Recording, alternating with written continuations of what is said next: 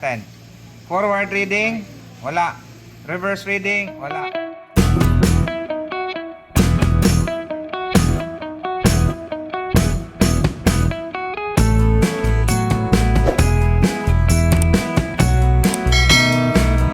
Ito may nagtanong kung paano daw i-check yung high voltage diode ng microwave. So ganito ang pag-check na ito. So ito yung high voltage diode niya. So kung i-test natin ng low resistance like times 1, wala kang masusukat na reading niyan. Tulad niya 10, testing natin. Forward reading, wala. Reverse reading, wala. Open. Baka sabihin mo sira. So saan tayo makakuha ng tamang reading niyan? I-set natin sa highest resistance using 10K. So forward reading, dapat may masukat ka dyan. Ayan o. Tapos pag binaliktad mo, wala. Ibig sabihin yan ay good. So kung yan ay shorted or open, hindi na magpe-perform ng maayos yung ating microwave dahil isa yung ginagamit para makapag-provide ng high voltage at gagana ang ating microwave oven. Lalo na yung magnetron.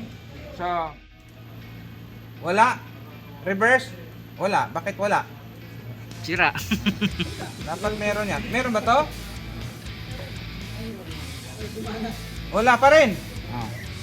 Wala. Oh, ayaw. Gamit tayo ng 100K. Tingnan natin ha. Reverse, wala. Forward, wala. Sira yata to ha. Ito kabila. Oh, meron to. So, itong isa, parehas lang naman sila. Parehas ba? Dalawa. Ngayon lang ako naka-encounter na dalawa yung diode eh. Mostly isa. So, dito, wala. Balikta rin, wala. Ito naman, meron. Pag binaliktad, wala. Okay to. Lahat ng diode na tinest ko, ganun ang reading. Pero ito wala. Pwedeng sabihin natin sira kasi open na siya. Lang ang pag-check. Kasi pag gumamit ka ng times 1, 1K, wala. Ayun o. Oh, wala o. Wala kang mababasa. Wala as is.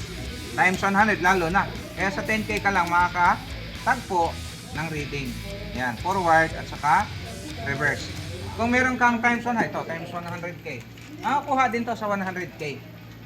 Kaya lang, mas mababa ang mataas ang reading na makukuha mo. Ayan, naka 10K. Reverse reading, wala. Forward reading, meron. Napakataas ang nakukuha niyang reading.